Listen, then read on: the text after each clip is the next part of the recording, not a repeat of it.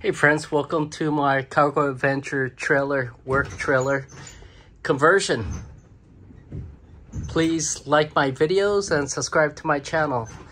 So I'm switching things up. I'm gonna hold off for as working right now on my kitchen countertop and cabinets. I started 2 pieces framing anyway.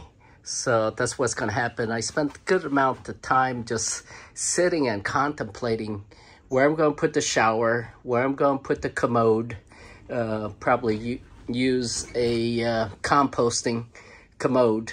And I need to put a mini fridge as well, so I need to figure that out.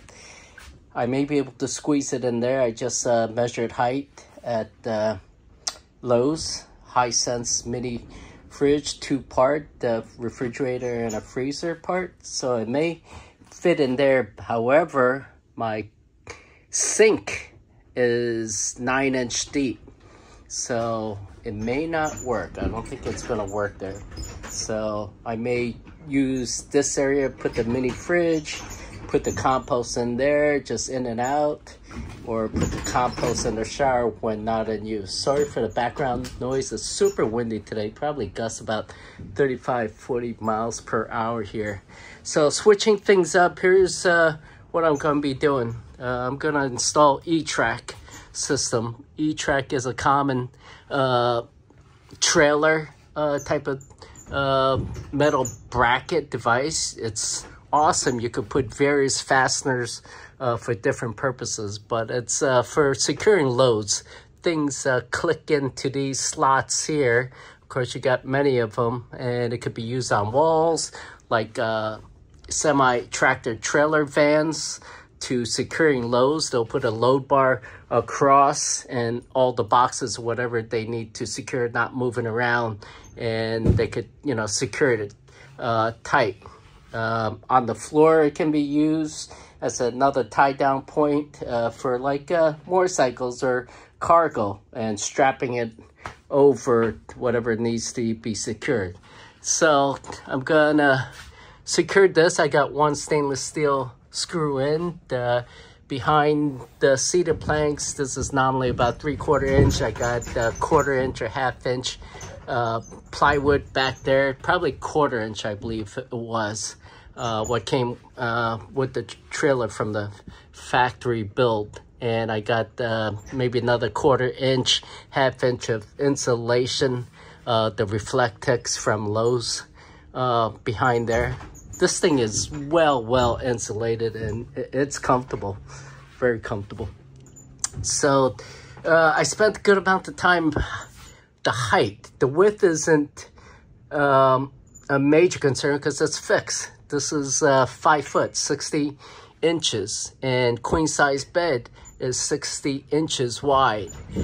The thing I had to consider is the height where I'm gonna secure it, and the bars, aluminum bars that I got going across to lock into the other side, where I'm gonna have E-Tracks installed as well. So it's important getting the same height, and the roof is not all even, so that's another challenge, because the type of lift system I'm going to install is very precise on linear tracks, linear actuator bars.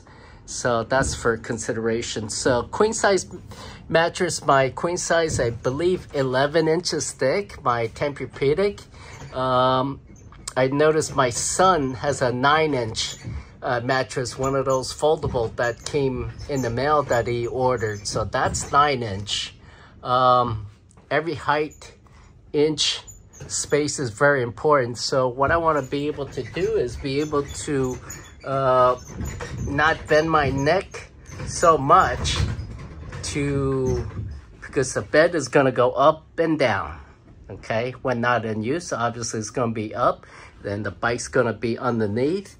And even when in use, I could lower it, have enough room where I may be able to lower it to about here and be able to get up in the space to go to sleep, lie down. while the bike's down here. Okay, if I want to lower the bed all the way down, of course I gotta back out the bike. Both bikes got trunks, so that is another height limiter. But I think for now, we're gonna install this here. I'll be able to walk underneath without scrunching too much. Of course, I'm not tall, so that's not a major issue still, but I gotta be able to walk freely underneath the bed when it's raised up. Because if I need to do anything with the bike, putz around on it or whatever, that's going to be important. The E-Track, I'm putting this because when not in use, I want to be able to secure it into these tracks. And I don't know enough about the linear actuators. I don't think it'd be an issue of, you know, coming down, losing the hydraulic.